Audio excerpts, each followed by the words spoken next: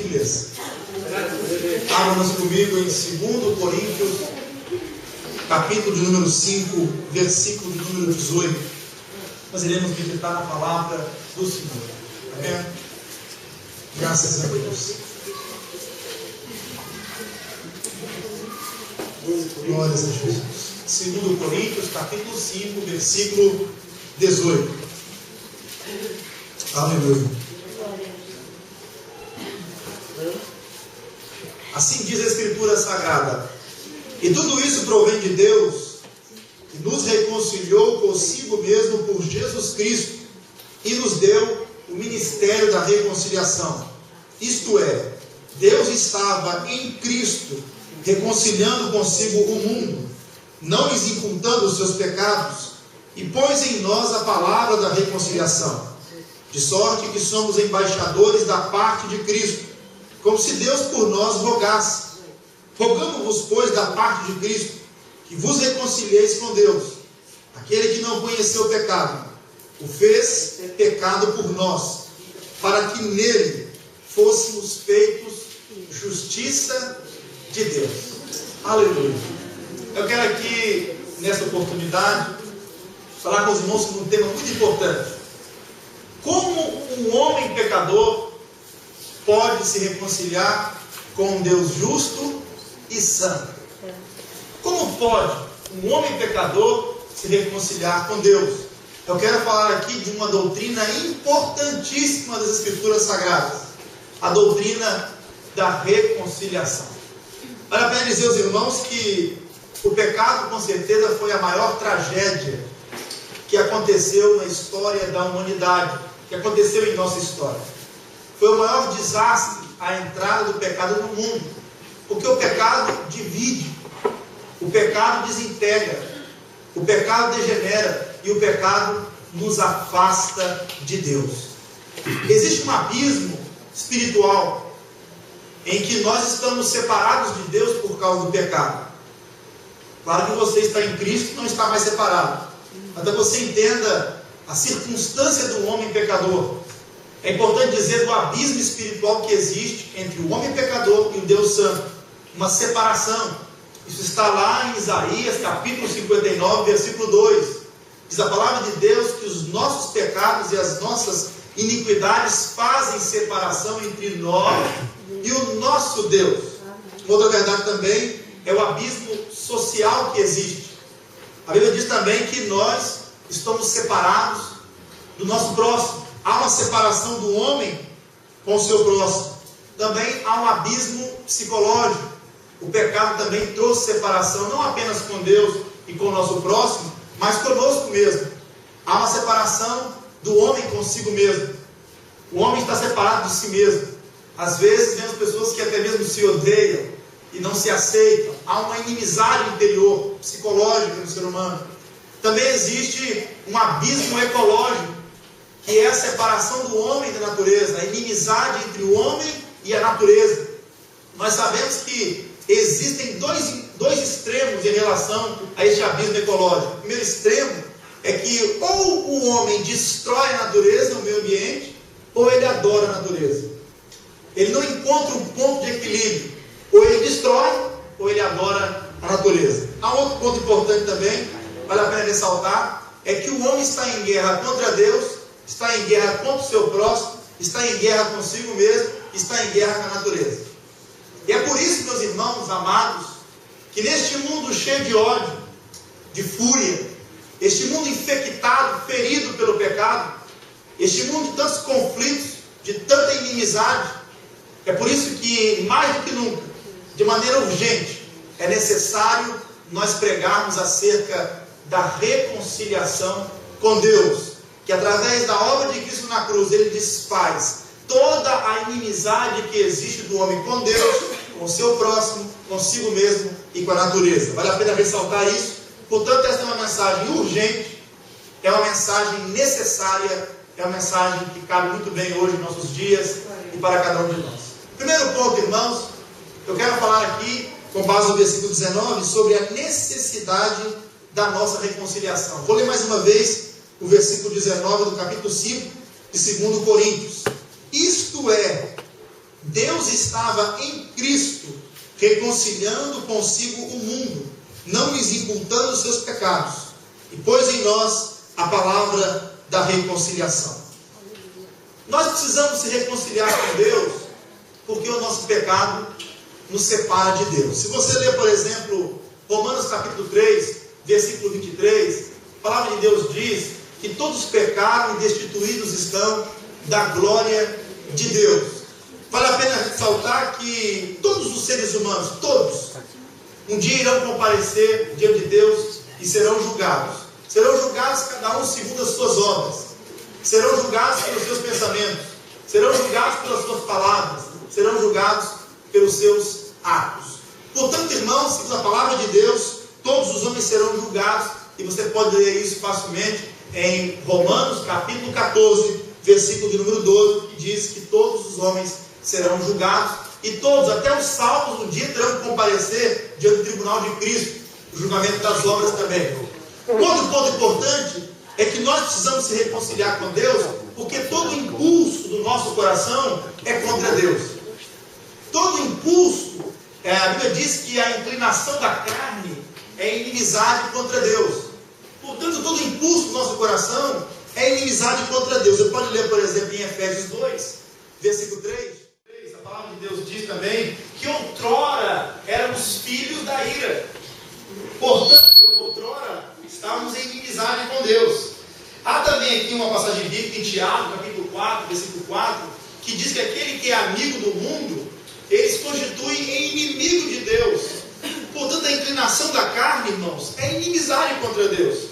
E é por isso que nós precisamos se reconciliar com Deus, porque somos pecadores e temos uma tendência de estar nesta inimizade, nesta guerra contra Deus. Eu quero dizer aos irmãos que o pecado é pior do que a pobreza, o pecado é pior do que a doença, o pecado é pior do que a morte. Porque nem a doença, irmãos, nem a pobreza, nem a morte pode separar você de Deus. Mas o pecado nos separa de Deus agora e nos separa de Deus eternamente. Ou nos reconciliamos com Deus, ou estaremos apartados da sua presença eternamente, segundo a palavra de Deus. Há um outro ponto, um escritor muito conhecido do Brasil, ele escreveu uma frase que eu achei interessante.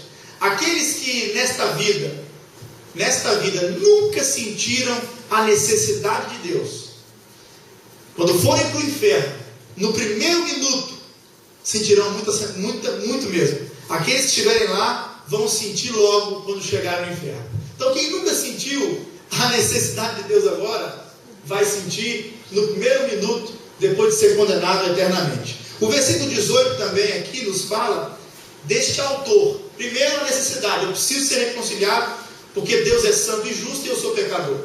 Número 2, importantíssimo. Quem é o autor da minha reconciliação? Está no versículo 18. Diz assim: e tudo isso provém de Deus, que nos reconciliou consigo mesmo por Jesus Cristo e nos deu o ministério da reconciliação. Portanto, a nossa salvação, toda a nossa salvação, é iniciativa e obra de Deus, irmãos. A nossa reconciliação é da iniciativa exclusiva e soberana de Deus. A nossa salvação não é obra nossa, é obra de Deus em nós, através de Cristo, lá na cruz do Calvário. Então tudo provém de Deus. Isso quer dizer que a pessoa que foi ofendida, que nesse caso é Deus, é Ele que toma a iniciativa de se reconciliar com o homem. O Evangelho não é o homem em busca de Deus. O Evangelho é Deus em busca do homem para salvá-lo, agindo salvadoramente em favor do ser humano, irmãos. Então, na verdade, a iniciativa, o agir, ou seja, o autor dessa reconciliação é o próprio Deus. Há uma passagem bíblica muito linda que está em Jeremias 31, versículo 3, que Deus disse assim: com amor eterno te amei, e com benignidade eu te atraí. Então Ele é o autor que por amor veio até nós para nos resgatar, para nos reconciliar. Portanto, foi o próprio Deus que em Cristo estabeleceu o caminho de volta para a sua presença. Foi a pessoa ofendida que procurou se reconciliar. Deus não precisa se reconciliar com o homem. É o homem que precisa se reconciliar com Deus. Mas quem tomou a iniciativa foi a pessoa ofendida. Ou seja, isso é amor. O nosso Deus maravilhoso, Ele é amoroso. Um outro ponto importante, que eu acho que vale a pena ressaltar aqui, é que a cruz de Cristo é o resultado do amor de Deus, e não a causa do amor de Deus. Deus não passou a nos amar depois da cruz, mas foi o amor de Deus que gerou a cruz. Não foi por causa da cruz que Ele te amou, mas foi o amor dEle que fez com que Ele enviasse o seu Filho Jesus para morrer em nosso lugar, em nosso favor. Portanto, pela palavra de Deus, você percebe que a consequência do amor de Cristo, do amor de Deus, é a cruz de Cristo. E aí você lê lá no capítulo 13, versículo 8 de Apocalipse, quando a palavra de Deus diz que Jesus Cristo é o Cordeiro de Deus que foi morto desde antes da fundação do mundo. É o que você lê lá em João 3,16, porque Deus amou o mundo de tal maneira que deu o seu Filho unigênito, para que todo aquele que nele crê não pereça, mas tenha vida eterna. É o que está em Romanos 5,8, porque Deus prova o seu amor para conosco, e que Cristo morreu por nós, sendo nós ainda pecadores. É o que está claro lá também no capítulo 8 de Romanos, no versículo 32, quando diz que nem mesmo o seu próprio Filho poupou, antes o entregou para morrer por cada um de nós. Como não nos dará Ele também todas as outras coisas? É o que está lá em 1 João, capítulo 4, versículo 10, quando a Bíblia diz que Ele morreu para a propiciação dos nossos pecados, e diz a Bíblia que esta é a caridade, que não que nós temos amado, mas que Ele nos amou e deu o seu Filho Jesus para morrer na cruz por mim e por ti. Se você ama a Deus, é porque Deus te amou primeiro. Você ama porque Ele te amou. Então não foi você que conquistou o coração de Deus, mas foi Ele que conquistou o seu coração amorosamente. Louvado seja o nome de Jesus. Há um outro ponto importante também, é que a cruz de Cristo, irmãos, foi o preço pago pela nossa reconciliação. Essa inimizade do homem com Deus, do homem com o seu próximo, do homem consigo mesmo, do homem com a natureza, ela foi realizada na cruz. Esse foi o preço. Isso custou muito caro, irmãos. Não foi com prata ou com ouro, não foi com coisas deste mundo, mas foi com o precioso sangue de Cristo, como que de um cordeiro imaculado e incontaminado. Então você percebe na Bíblia que Jesus nos amou, Deus nos amou, o seu Filho Jesus se encarnou, viveu uma vida perfeita, morreu em nosso lugar, derramou o seu sangue na cruz, pagou a nossa dívida, e através desta obra bendita de Cristo na cruz, nós temos paz com Deus, nós somos reconciliados com Deus. Essa foi a iniciativa de Deus. Ele é o autor da nossa reconciliação. No versículo 18 e 19, também nos mostra quem é o agente. A necessidade é porque somos pecadores, certo? E Deus é justo e santo. Depois o autor é Deus, Ele tomou a iniciativa. E quem é o agente? O agente da nossa reconciliação é Jesus Cristo. A Bíblia nos mostra claramente que Jesus Cristo é a ponte que nos liga a Deus. Eu estive aqui num domingo à tarde exatamente falando sobre Jesus Cristo como o caminho, a verdade e a vida. Nós citamos aqui João 14,6, e aqui foi lido mais uma vez, João capítulo 14, versículo 6, quando Jesus diz: eu sou o caminho, a verdade e a vida, ninguém vem ao Pai se não for por mim. E aqui citamos também, naquela altura, em 1 Timóteo capítulo 2, versículo 5, que há um só Deus e um só mediador entre Deus e os homens, Jesus Cristo, o homem. Nós citamos aqui também Atos capítulo 4, versículo 12, que nenhum outro há salvação, que também debaixo do céu nenhum outro nome há dado entre os homens pelo qual importa que nós sejamos salvos. Portanto, Jesus é o único caminho para Deus, como está em Mateus 7.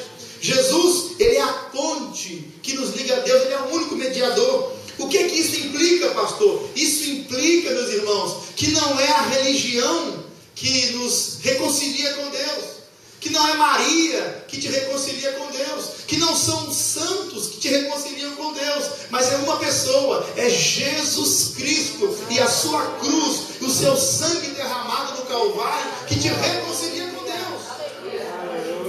Um outro ponto importante também, eu acho que vale a pena ressaltar aqui, que quando eu falo que nós somos reconciliados com Deus pela morte de Cristo, isso quer dizer que esse preço foi muito alto. E você pode ver, por exemplo, que Cristo, Ele fez essa reconciliação com o seu sangue. Irmãos, isso é muito forte. E é importante nós termos esse entendimento do Evangelho. Isso é o Evangelho para nós.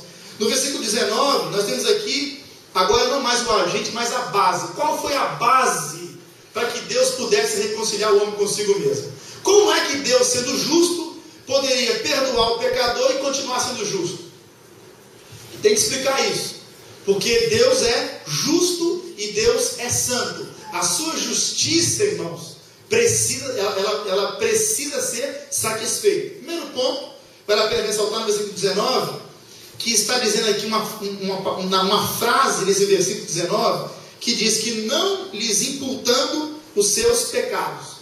O verso 19 diz bem assim: isto é, Deus estava em Cristo reconciliando consigo o mundo, não lhes imputando os seus pecados. Então o verso 19 diz que a base da reconciliação é que Deus colocou os nossos pecados na conta de Jesus Cristo. Aí está a base da nossa reconciliação, em que os nossos pecados foram colocados na conta de Jesus Cristo. Então, como pode um Deus justo se reconciliar com um homem pecador?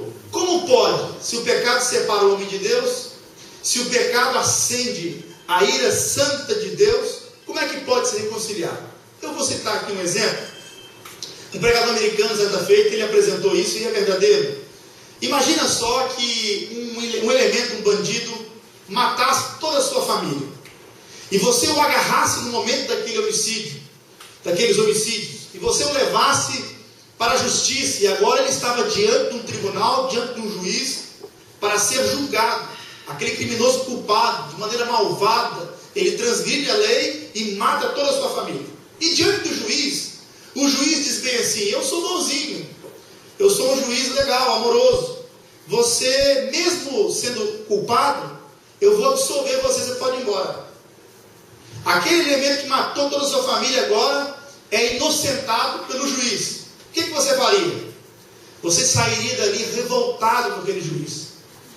Você sairia dali a procurar os jornais, os seus direitos, e ia dizer: há um juiz injusto, há um juiz desonesto, a minha família foi toda morta, e ele chegou para o bandido, para o homem culpado, e disse: você pode ir embora, você não deve mais nada, eu te perdoo. Como é que Deus poderia fazer isso? Diz a Bíblia Sagrada, no capítulo 18 de Ezequiel, que a alma que pecar, essa morrerá. Também diz a palavra de Deus, que Deus não toma o culpado por inocente. Deus é justo. E você percebe que a justiça de Deus foi violada quando o homem pecou, e ela precisa ser satisfeita. Em Romanos 6, 23 diz que o salário do pecado é a morte. Então tem que morrer. E Deus disse para Adão e Eva: certamente morrerás, se comeres da árvore do conhecimento do bem e do mal, certamente morrerás. Então a sentença era a morte. Mas o que eu acho interessante é que Deus, para poder resolver essa questão, para poder continuar sendo justo e para satisfazer a sua justiça, Deus enviou o seu único filho para receber a penalidade da sua justiça. Isso é muito forte, irmãos. Eu quero dizer aos irmãos claramente que agora, o que Deus fez? Ele não imputou aos homens os seus pecados.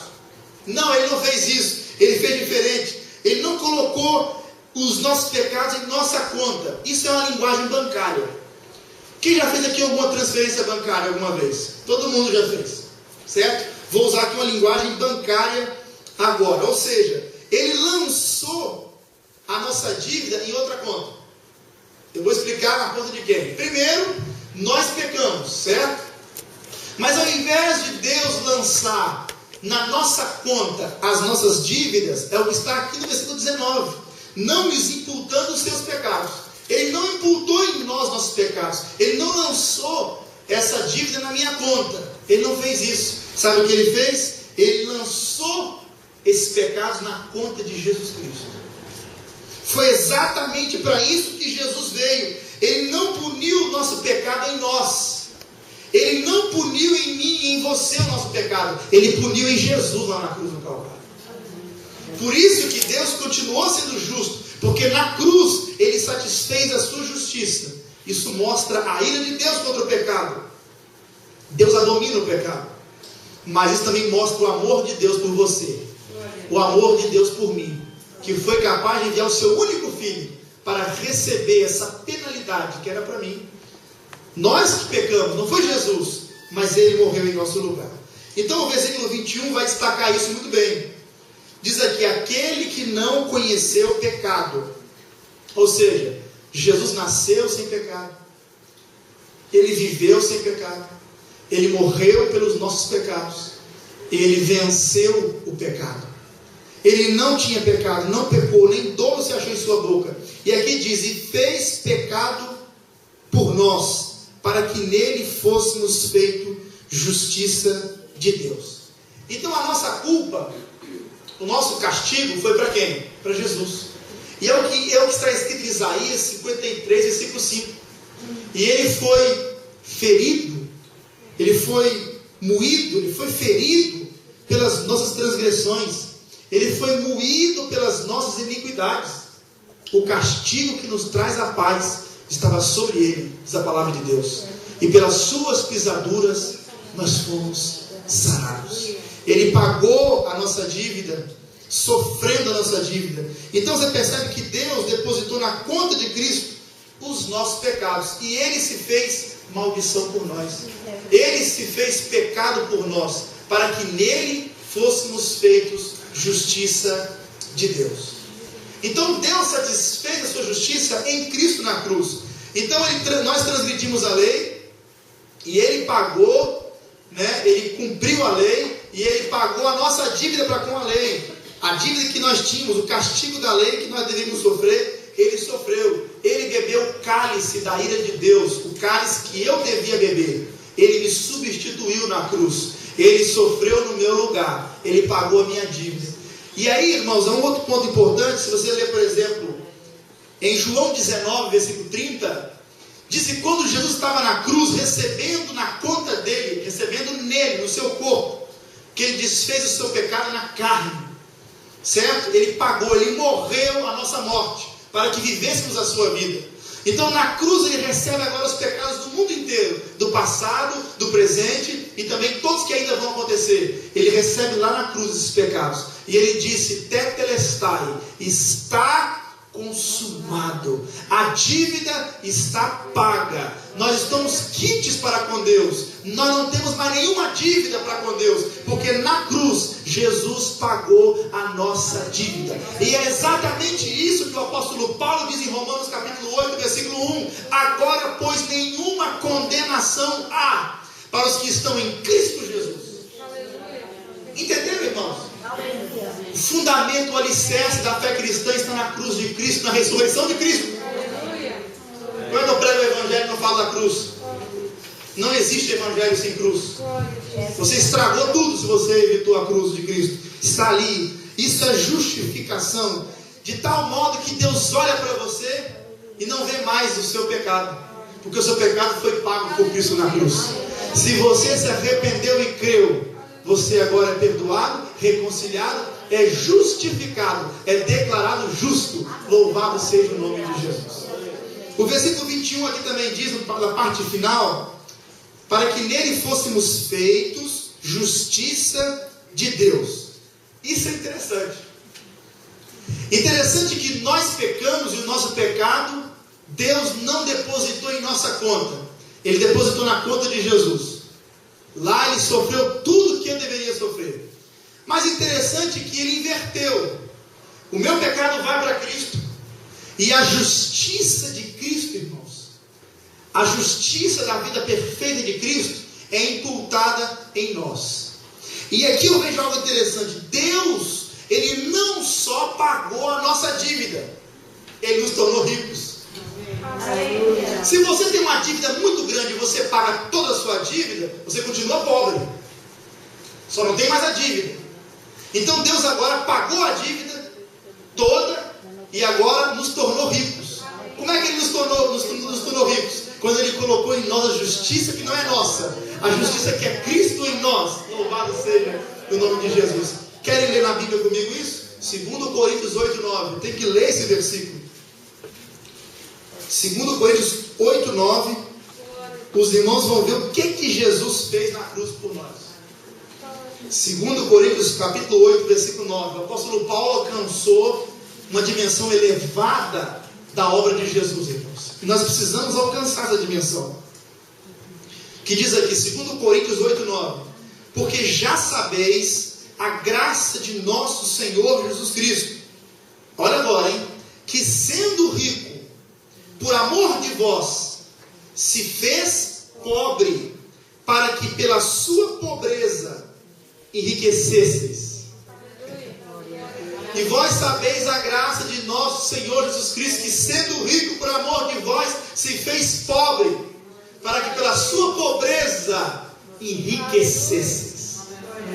Foi pela obra de Cristo na cruz, foi pela pobreza de Cristo, foi até mesmo pelo seu esvaziamento, quando Ele tomou a forma de servo, sendo fiel até a morte de cruz, que sua dívida foi paga, os seus pecados foram cancelados, você é perdoado por Deus, e a justiça de Cristo foi posta na sua conta. Se você se arrepender e crer, vai ser apagado os seus pecados, e você vai ser rico da graça e do favor de Deus e da justiça de nosso Senhor Jesus Cristo. Louvado seja o nome de Jesus.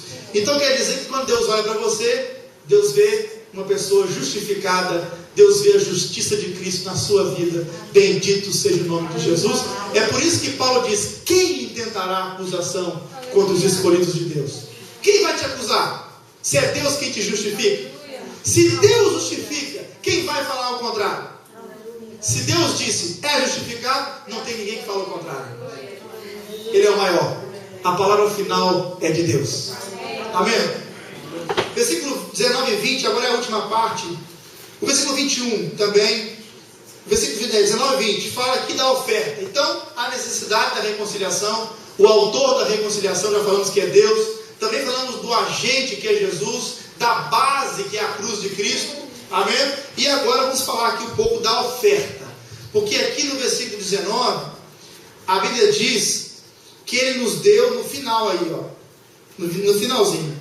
Mesmo por Jesus Cristo. E nos deu o ministério da reconciliação. Ele nos deu o ministério da reconciliação. E o versículo 20, no final, última sentença. E pôs em nós a palavra da reconciliação. Então, agora eu vou falar da oferta da reconciliação. Diz a palavra de Deus que Ele nos deu o ministério da reconciliação. Ele pôs em nós a palavra da reconciliação. Isso quer dizer, irmãos, que toda pessoa que agora já está reconciliada com Deus tem o ministério e a palavra da reconciliação. Se você é reconciliado com Deus, repousa sobre você uma grande responsabilidade. O seu ministério é agora promover essa reconciliação com o nosso Senhor, com o nosso Deus. Então, como diz lá em Efésios 2, outrora nós éramos inimigos, mas hoje somos instrumentos de Deus para reconciliar as pessoas com Deus.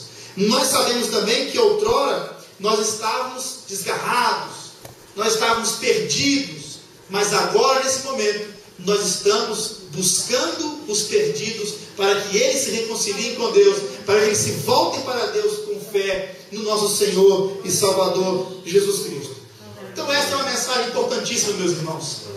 Neste mundo infectado pelo pecado, que as famílias estão sendo destruídas pela inimizade, casamentos sendo desfeitos, pais contra filhos, filhos contra pais, irmãos contra irmãos, um mundo dividido, pessoas em brigas, em contendas, pessoas se autodestruindo e pessoas destruindo o seu próximo. É nesse contexto que Deus nos deu o ministério da reconciliação. Nós precisamos proclamar, precisamos anunciar o Evangelho de Jesus Cristo. É esta mensagem que vai reconciliar o homem com Deus. No versículo 20 também nos mostra que toda pessoa que é reconciliada com Deus é embaixador de Cristo. Olha o versículo 20, que diz que de sorte que somos embaixadores da parte de Cristo, como se Deus por nós rogasse. Rogamos-vos, pois, da parte de Cristo, que vos reconcilieis com Deus. Os irmãos sabem que é o embaixador. O embaixador é aquela pessoa que ela vive em terra estranha.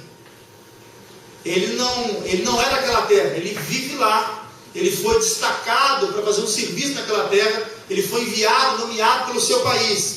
Então ele fala em nome do governo do seu país. Ele representa o seu país numa terra estrangeira, num lugar distante, uma terra estranha. Quais são os compromissos de um embaixador? Eu destaquei aqui alguns, ou seja, o embaixador ele transmite a mensagem de quem o enviou.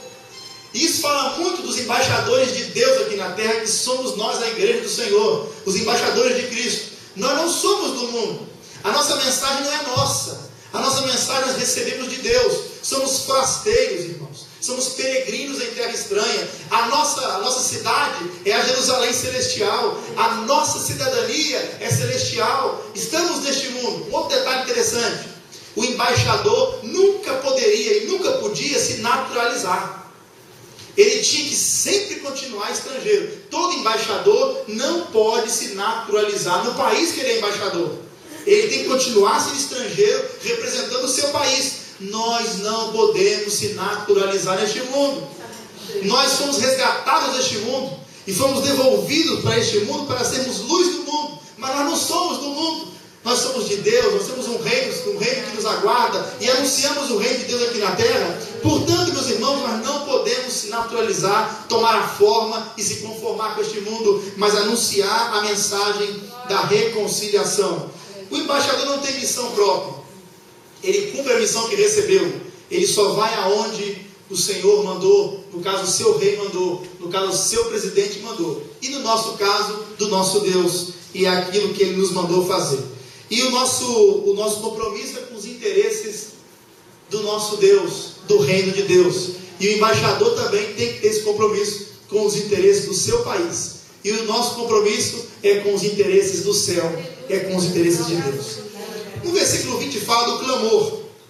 Olha que interessante. Diz que como se Deus por nós rogasse. Então Deus nos deu o ministério da reconciliação. Então hoje somos instrumentos que Deus usa para reconciliar o homem com Deus. Não somos nós que reconciliamos o homem com Deus, é a obra de Cristo na cruz. Mas Deus usa homens.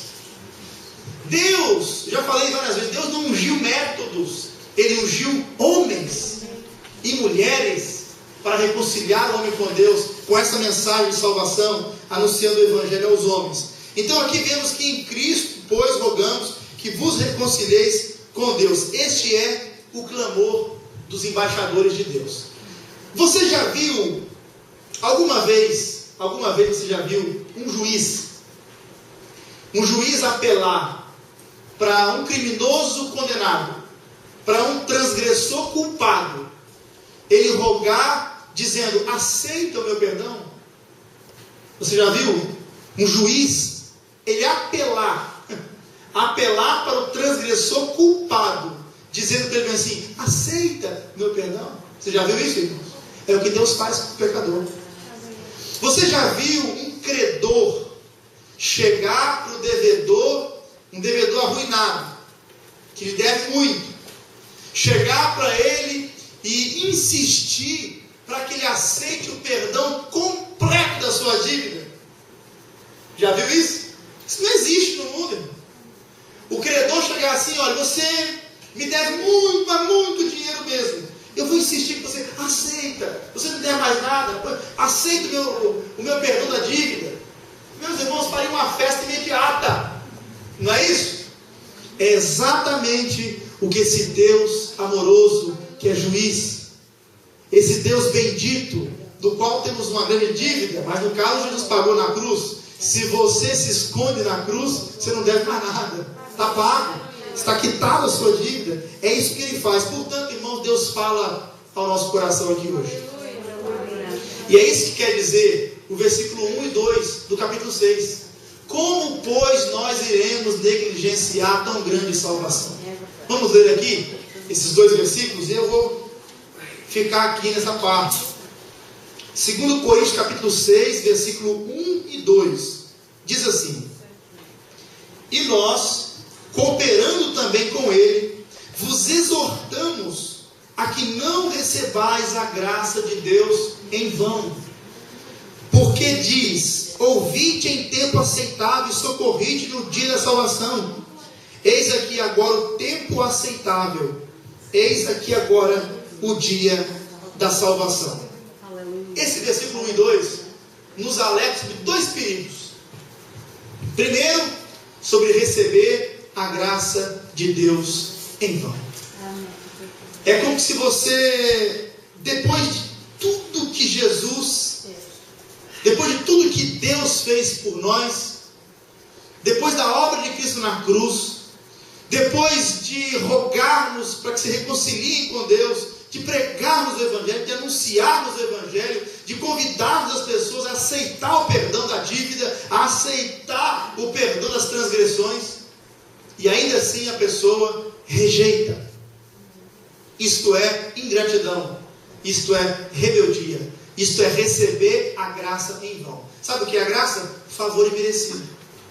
É por isso que citamos Efésios 2, versículo 8 sempre: pela graça sois salvos, mediante a fé. Isso não vem de vós, mas é dom de Deus. Não é para as obras, para que ninguém se glorie, porque somos feitura sua, criados em Cristo Jesus para as boas obras. Qual é o propósito de Deus em nos salvar? Ele nos salvou para as boas obras, mas não foi pelas obras, foi pela sua graça, mediante a fé. A graça é um favor imerecido, e a fé é uma dádiva de Deus. Amém, meus irmãos? Então receber a graça de Deus em vão é rejeitar o favor imerecido de Deus, é rejeitar o que Ele fez e o que Ele tem feito e a mensagem que nós temos proclamado. Qual é o outro perigo muito grande? O cuidado para não adiar essa decisão.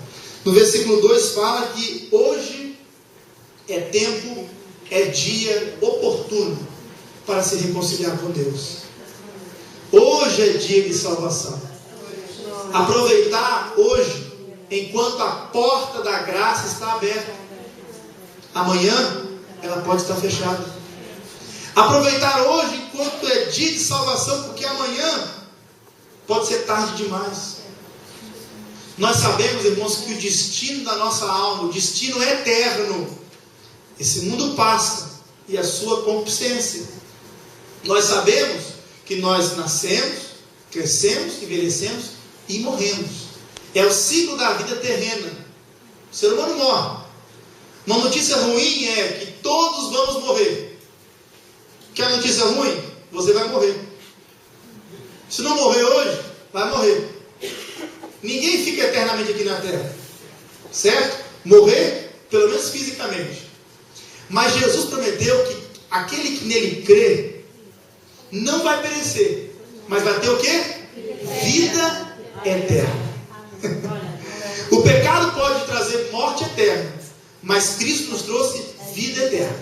Em João 10, ele diz que Ele nos daria vida abundante. Então, ou seja, aqui eu vejo pela palavra de Deus o perigo de se adiar, porque nós sabemos que quando nós morremos, enquanto estamos vivos, que nós decidimos, escolhemos o destino da nossa alma. Depois que nós morremos, já está selado. O destino já está traçado. Se é vida eterna, se é morte eterna. Enquanto estamos vivos, que é o momento de aceitar ou rejeitar a mensagem da reconciliação. Eu vou terminar com um exemplo muito conhecido dos irmãos.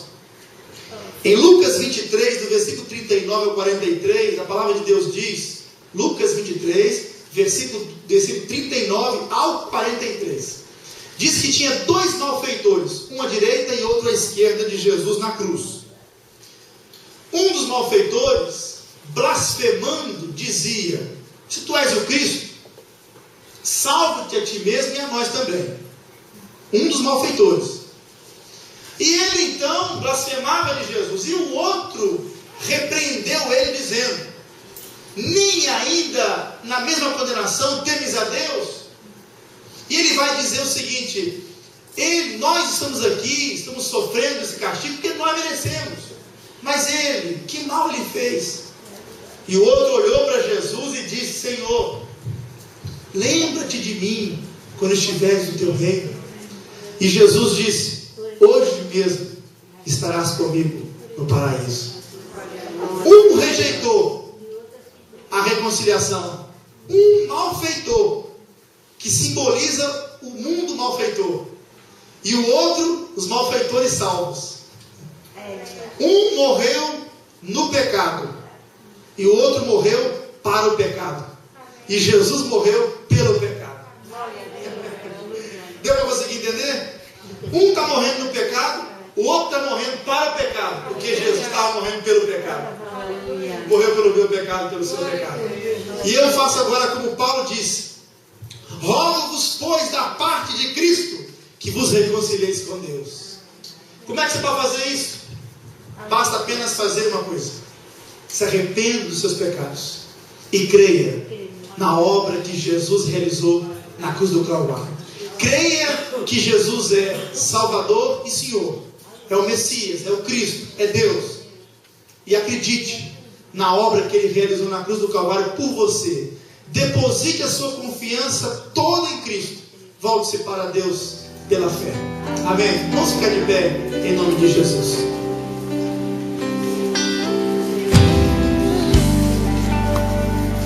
Queridos irmãos, que se arrepender dos seus pecados já implica que você reconhece que é pecador, né? Então, o primeiro desafio é reconhecer que não é bonzinho. E estava ouvindo um pregador dizer uma coisa, é verdade. Ele estava pregando numa praça e ele falou o seguinte: olha, se eu fizesse um DVD com todos os pensamentos que você já teve na sua vida toda e reunisse alguns daqueles pensamentos horríveis que você teve, que eu tive, todos nós já tivemos, e colocasse um DVD aqui na igreja para poder assistir, o que você já pensou? Você nunca mais voltaria aqui. Tanta vergonha das coisas feias que você já pensou. Sabe por quê? Porque todos nós somos pecadores. Não há saída. É por isso que aquele homem no cárcere, em Filipos, o que eu tenho que fazer para ser salvo? Olha, reconhecer o que era perdido. Está aí o segredo. Reconhecer que está perdido e que precisa de um Salvador. O que eu tenho que fazer para ser salvo? E aí Paulo diz: creia no Senhor Jesus Cristo e será salvo tu e a tua casa. É crer em Cristo como Senhor. Amém? Nós também cremos em Jesus como Senhor. Vamos falar